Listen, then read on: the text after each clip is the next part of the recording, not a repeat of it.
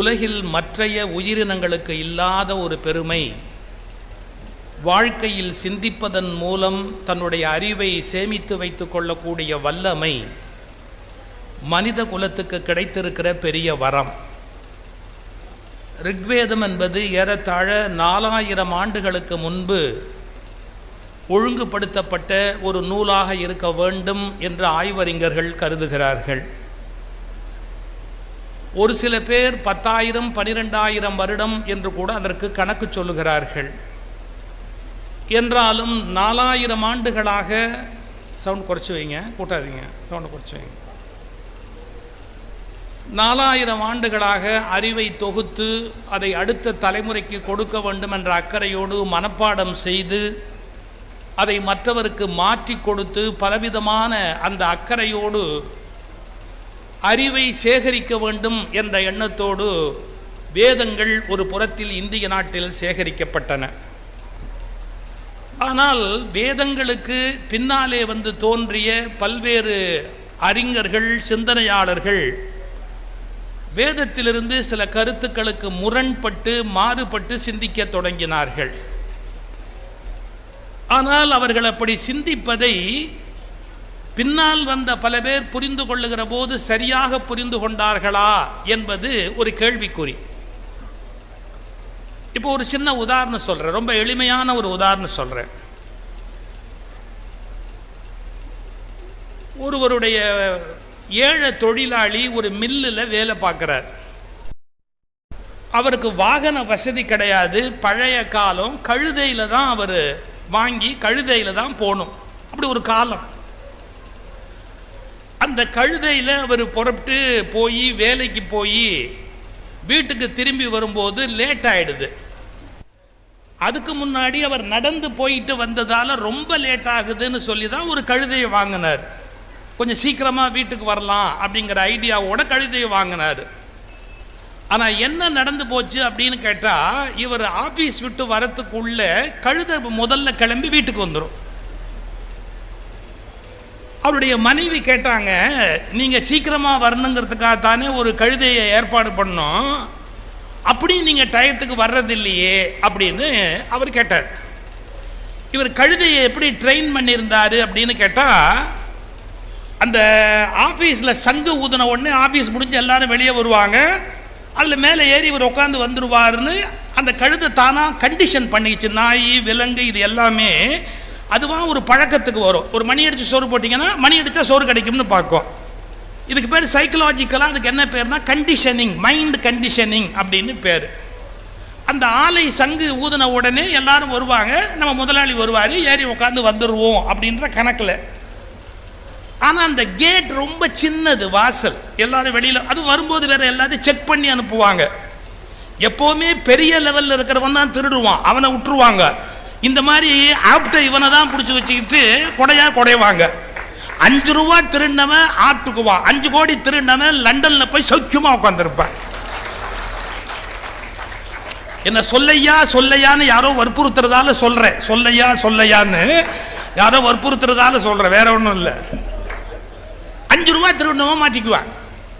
இப்போ இந்த வெளியில் வரும்போது ஒர்க்கர்ஸ் எல்லாம் தடவி பார்த்து, நீ ஏதாவது ஸ்க்ரூ கொண்டு போறியா, நட்டு கொண்டு போறியா, என்னெல்லாமோ இம்சை பண்ணுவாங்கல்ல. இதில் என்ன ஆகி போச்சு, இவன் வரத்துக்குள்ள அந்த கழுதை பார்க்கும் நம்ம எஜமானர் வரலன்னு வீட்டுக்கு போயிடும். இந்த கழுதை வாங்கினதுக்கு அப்புறமும் அவன் லேட்டாக தான் வீட்டுக்கு வரான். இப்போ அவன் ஒய்ஃபுக்கு எவ்வளவு கோபம் வரும். ஒரு கழுதையை வேற உனக்கு நான் துணைக்கு அனுப்புறேன் அவன் சொல்றா, அப்பவும் டயத்துக்கு வரணும்னு உனக்கு தெரியலையேன்னு அவன் சொன்னான். நான் புரிய வைக்கிறது பெரிய கஷ்டமா இருக்கு. எங்க ஆலையில் 2 சங்கு ஊதும். முதல் சங்கு ஊதின உடனே நாங்கள்லாம் ரெடி ஆகிக்கணும் வேலையை முடிக்கிறதுக்கு. 2வது சங்கு ஊதும் போது தான் வெளியில வரணும். இந்த கழுதைக்கு அந்த இழவு புரிய மாட்டேங்குது. முதல் சங்கு ஊதின உடனே பரபரன்னு பார்க்குது, அது பாட்டுக்கு புறப்பட்டு வந்துடுது.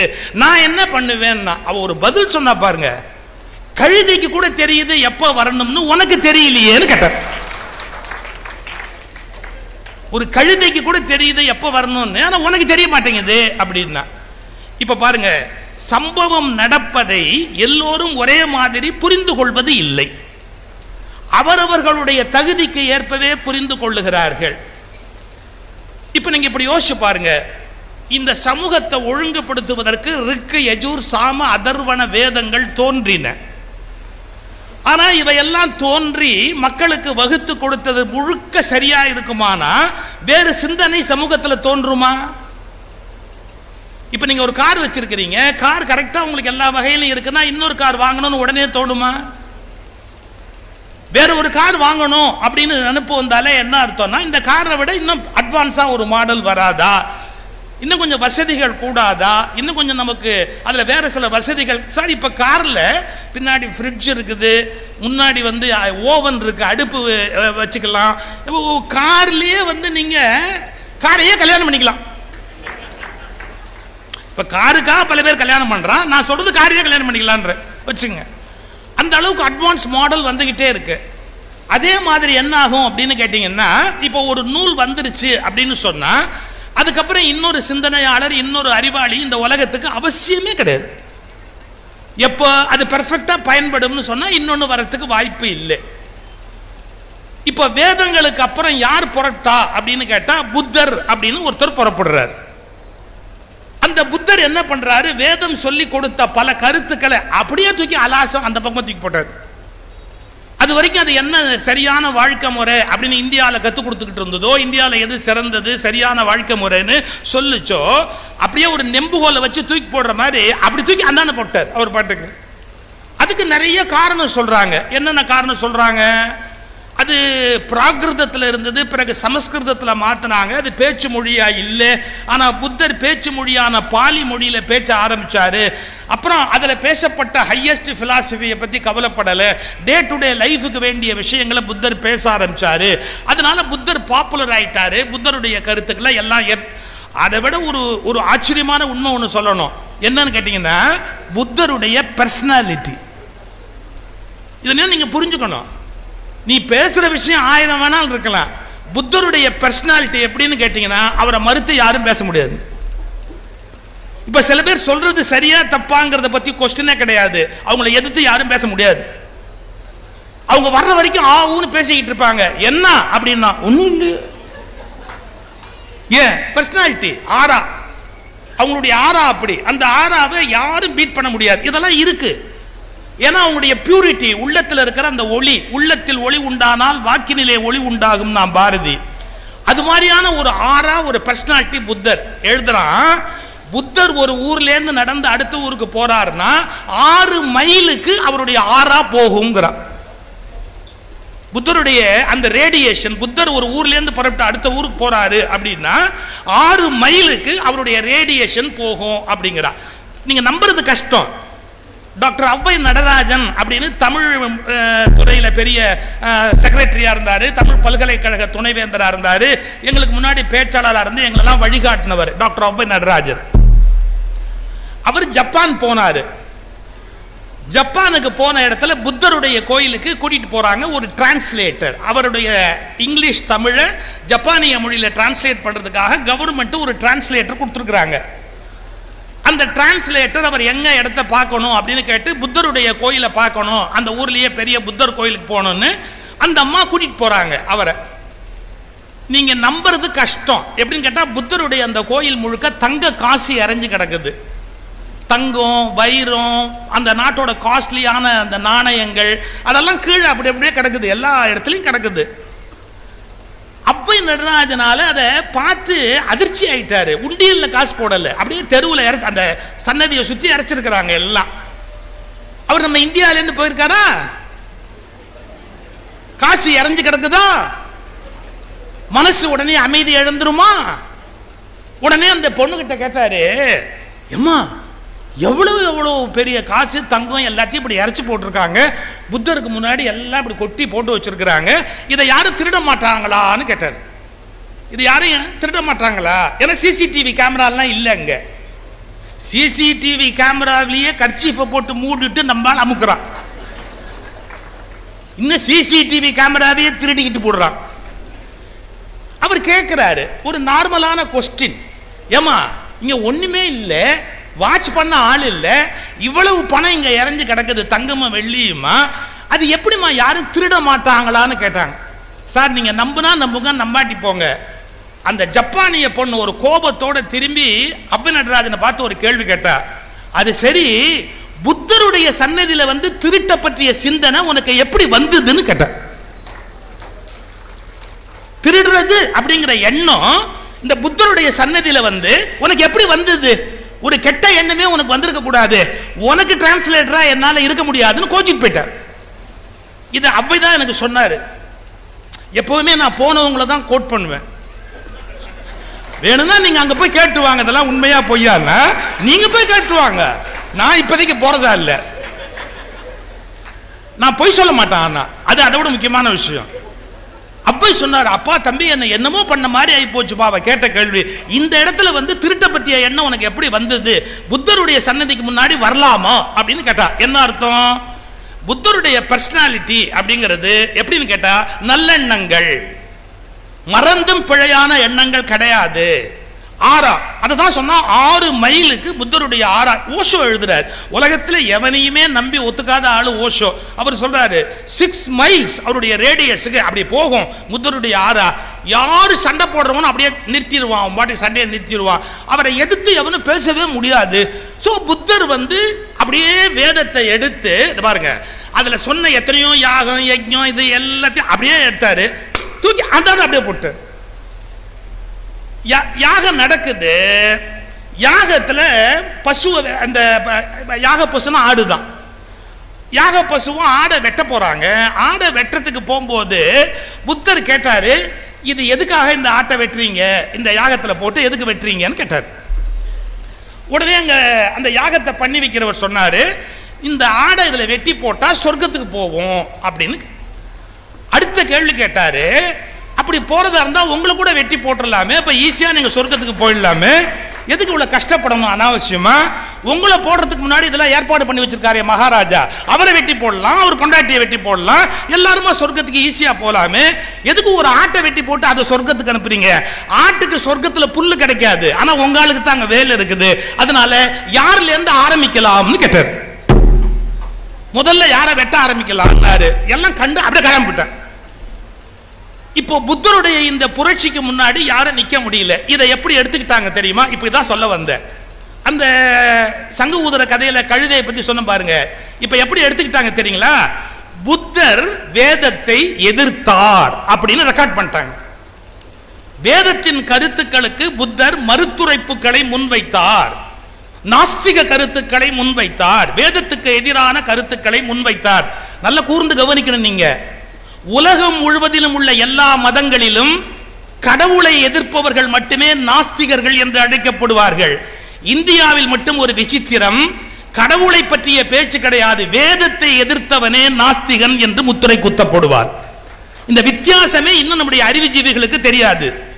இப்ப மற்றைய நாடுகள்ல இப்போ பைபிள் இருக்கு, நீங்க அந்த கடவுள்ங்கிற கான்செப்டை எதிர்த்தீங்கன்னா எத்திஸ்ட் அப்படிம்பா. இப்ப அதே மாதிரி இஸ்லாம் இருக்கு, அதுல சொல்லப்பட்ட அல்லாஹ்ங்கிற கடவுள்ங்கிற கான்செப்டை எதிர்த்தா உங்களை எத்திஸ்ட் அப்படிம்பாங்க. இந்தியாவில கடவுளை எதிர்த்தா எத்திஸ்ட் இல்ல, வேதத்தை எதிர்த்தா எத்திஸ்ட். ஏன்? நாம தான் 400 கடவுள் வச்சிருக்கிறோமே, ஏற்கனவே ஒண்ணு எதிர்த்துக்கிட்டே இங்க எக்ஸிஸ்ட் ஆகிருக்குல்ல, அதனால இந்த நாட்டில் கடவுளை எதிர்க்கிறது நாத்திகம் அல்ல, வேதத்தை எதிர்ப்பது நாத்திகம். You must know the difference. இப்ப புத்தர் வந்தாரு, வந்து அத்தனையும் தூக்கி அப்படி புரட்டி அந்தாண்ட தூக்கி போட்டார், யாக யஜ்ஞங்களை நிறுத்திட்டாரு, இதெல்லாம் பலி கொடுக்க கூடாது அப்படின்னாரு, எளிய முறையில் போனாரு, சம்பந்தமில்லாத விஷயங்களை பத்தி தலையிடுறது இல்லைன்னு முடிவு பண்ணார். ஒரு உதாரணம் சொல்றேன் பாருங்க. புத்தர் என்ன பண்ணாரு, அவர்கிட்ட ஒருத்த வந்தான், வந்து கேட்குறான், இந்த மாதிரி எங்கள் அப்பா செத்து போயிட்டான்னா. அவங்க அப்பா பண்ண நன்மையிலேயே முதல் நன்மை அதுதான். சில பேர் அப்படித்தான் இருப்பான், அவன் இருக்கிற வரைக்கும் ஒன்றும் பிரயோஜனம் இருக்காது, உலகத்தை விட்டு போனான்னா அது ஒரு பெரிய நன்மையாக இருக்கும் இல்லையா? அவன் போயிட்டான். அந்த பையனுக்கு என்ன ஆசை, செத்து போன அப்பா அப்படி ஒன்றும் பெரிய தர்மமோ நல்லதோ பண்ணவே இல்லை. ஆனால் நமக்கெல்லாம் ஒரு எண்ணம் உண்டு, நாம் தர்மம் பண்ண மாட்டோம், பொய் பேசுவோம், அதர்மம் பண்ணுவோம், அக்கிரமம் பண்ணுவோம், ஆனால் சொர்க்கத்துக்கு போகணும்.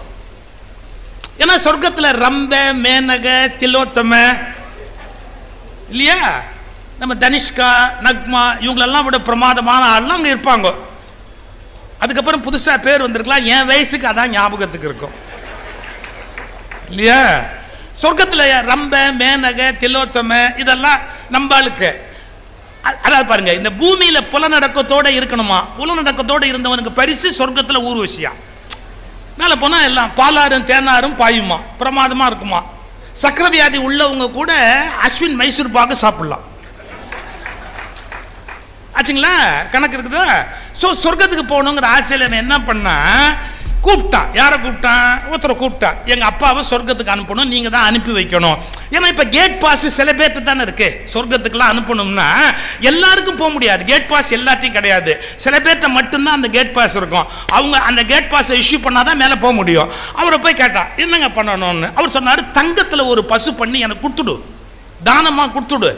நீ கொடுத்துட்டேன்னா நான் அதை வாங்கிக்குவேன், வாங்கிட்டு உங்கள் அப்பாவை சொர்க்கத்துக்கு போ அப்படின்னு நான் அனுப்பிச்சுடுவேன், கொடுத்துட்றியான்னார். கொடுத்துட்டான். தங்கத்தில் ஒரு பசு பண்ணி தானமாக கொடுத்துட்டு எங்கள் அப்பாவை சொர்க்கத்துக்கு அனுப்புனான். உடனே அவர் ஜெபம் பண்ணார், சொர்க்கத்துக்கு போ, சொர்க்கத்துக்கு போ அப்படிலாம் சொன்னார்.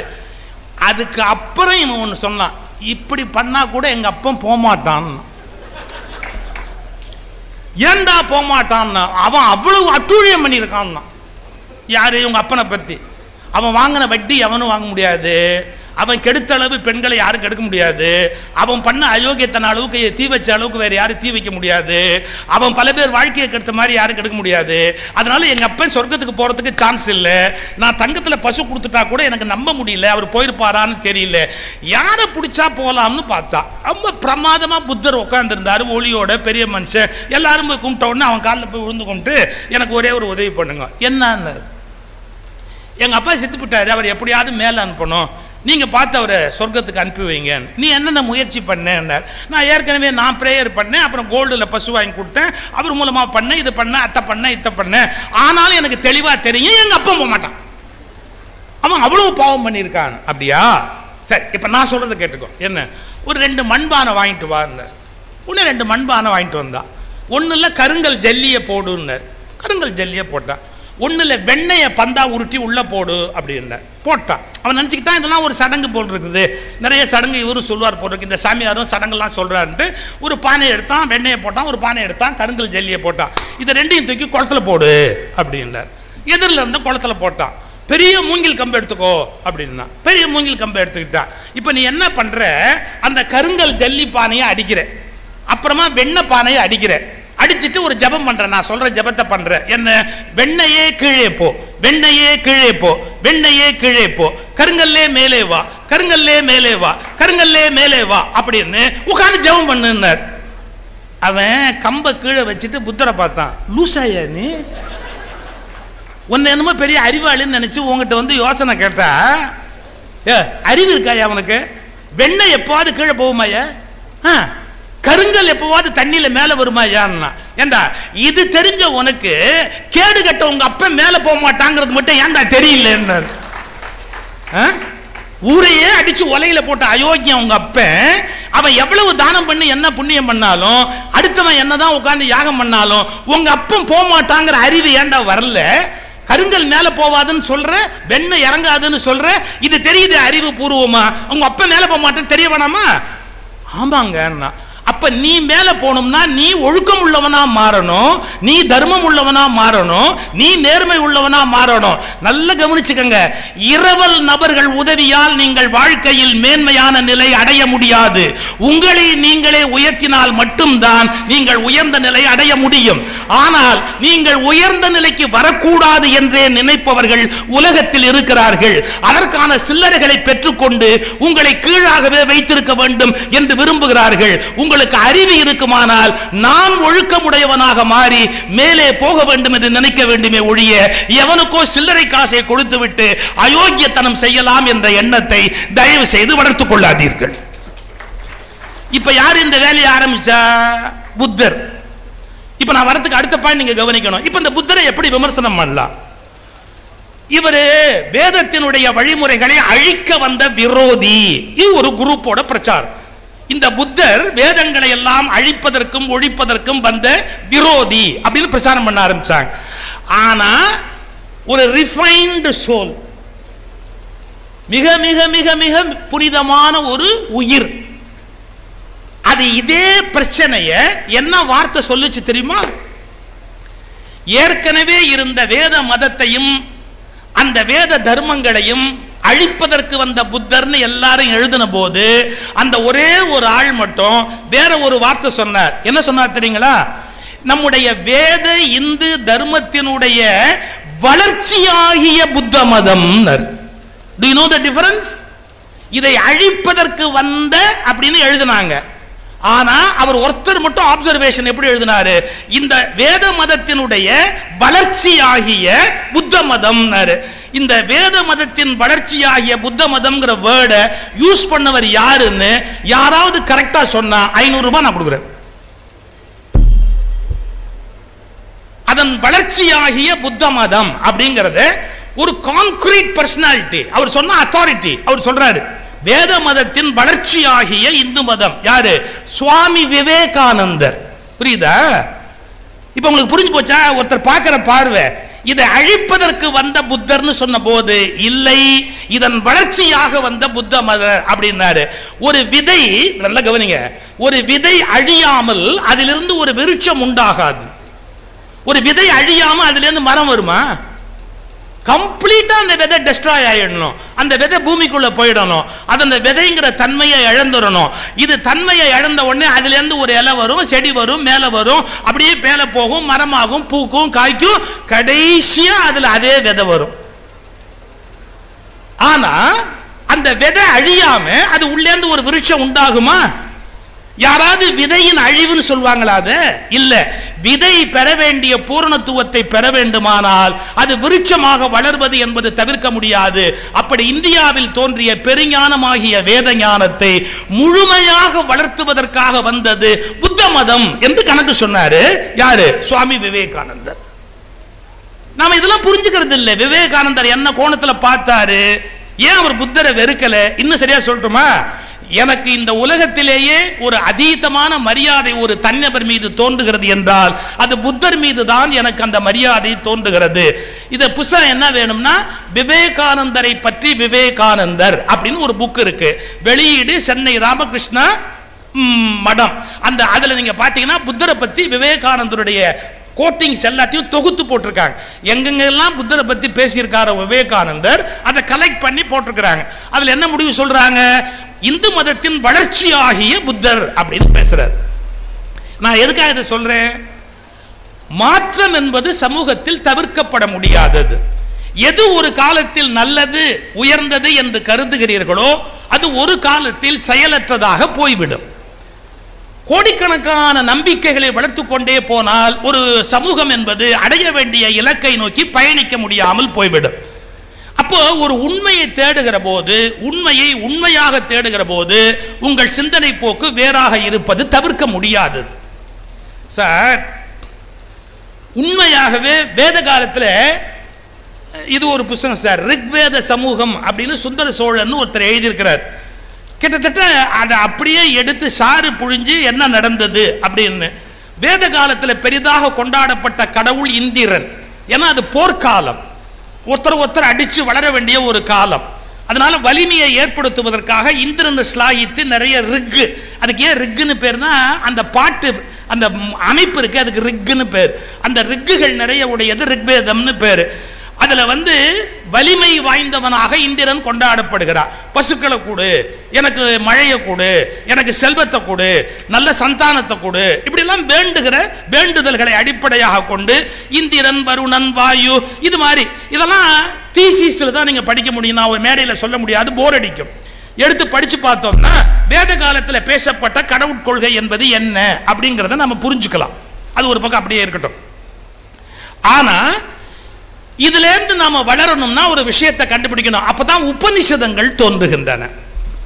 எப்படின்னு கேட்டா இது என்ன ஒண்ணுக்கு ஒண்ணு கான்ட்ரோவர்சியா இருக்கு. அத தீசிஸ், ஆன்டி தீசிஸ், சிந்தசிஸ். தீசிஸ்னா ஒரு கோட்பாடு, அதுக்கு எதிர்கருத்து ஒன்று உண்டாகும். That is called anti thesis. Thesis ஒரு கொள்கை முன்வைப்பார்கள், அதை எதிர்த்து ஒருத்தர் ஒரு கொள்கையை வைப்பார், ஆன்டி தீசிஸ். அப்புறம் ரெண்டு இணைச்சு ஒரு காலத்தை கண்டுபிடிப்பாங்க, தட் இஸ் கால்ட் சிந்தசிஸ். ரெண்டுக்கும் இடையில என்ன பொருந்தி போகுது அப்படிங்கறத கண்டுபிடிக்கிறது சிந்தசிஸ். அதுதான் ஞானத்தினுடைய அடையாளம். அப்படி வேத காலத்தில் இருக்கிற முரண்பாடுகளை எல்லாம் எடுத்து ஆராய்ஞ்சு உபனிஷதங்கள் அப்படின்னு ஒன்று கொண்டு வராங்க. அப்பா வெவ்வேறு கடவுளா சொன்னா கூட எல்லாம் ஒண்ணுதான்ப்பா, எல்லாத்துக்கும் மூலம் ஒன்னா தான் இருக்கணும். நம்ம பஞ்சபூதங்களையும் பெருசா நினைச்சோம், இந்த பஞ்சபூதங்களுக்கு மூளை எல்லாம் மூலமா ஒன்னே ஒன்று தான் இருக்க முடியும், அது பிரம்மமா இருக்கணும் அப்படிங்கிற ஒரு மெச்சூரிட்டி, ஒரு டெவலப்மெண்ட், ஒரு எவல்யூஷன் உள்ள ஏற்படுது. இப்ப இதை நாம உள்ளபூர்வமா நாம புரிந்து கொள்ள தொடங்கணும்னு வச்சுக்கோங்க, அதை தெளிவா நாமளே கத்துக்கிட்டோம் அப்படின்னு வச்சுக்கோங்க, நம்ம எவ்வளவு பெரிய வளர்ச்சியை நோக்கி போகலாம். ஒரு சின்ன உதாரணம் சொல்றேன். 2 பேர் விவசாயி, நீ போற போக்கு பார்த்தா விவசாயியே 2 பேர் தான் இருப்பாங்க. 2 பேர் விவசாயி காலையில் வயலுக்கு போறாங்க, அதிகாலையில் வயலுக்கு போய் வேலை செய்யலான்னு போறாங்க. இது ஒரு இங்கிலீஷ் கதை. ஆனா 2 பேரும் போய் வயலில் வேலை செய்யலாம்னா அப்போ இன்னும் அந்த கதிரவன் கூட விழிச்சு மேலே வரல, ஒரு கல், அந்த கருக்கிருட்டு நேரம். இந்த பாருங்க, இப்படி வரப்பு, இந்த பக்கம் இவனுடைய வயல், இந்த பக்கம் அவனுடைய வயல். இவன் கொத்தி வேலை செய்யறான், அவன் கொத்தி அங்க வேலை செய்யறான். கால நேரத்தில் ஒரு பைப்பர், நம்ம ஊர்ல புல்லாங்குழல் வாசிக்கிறவன், தம்புரா வாசிக்கிறவன், அது மாதிரி பைப்பர்ங்கிறது இங்கிலீஷ்ல ஒரு பழக்கம். பைப் வாசிக்கிட்டே போவாங்க. ஒரு பைப் வாசிக்கிட்டே அந்த வரப்புல நடந்து போறான். அப்படியே அந்த பைப்பர் போறான். இந்த பக்கம் இருக்கிறவன் அவன் இசையில மயங்கி அவனை இப்படி பார்த்தான், அந்த பக்கம் இருக்கிறவன் அவனுடைய இசையில மயங்கி இப்படி பார்த்தான். 2 பேரும் ஒரு 15-20 நிமிஷம் அவனுடைய இசையை ரசிச்சு பார்த்தாங்க. முடிஞ்சிருச்சா? அதுக்கு அப்புறமா அவங்க வேலை பார்த்தாங்க. வேலை முடிஞ்சது. எங்க விவசாயி எல்லாம் வேலை முடிஞ்ச உடனே எங்க போவாங்க?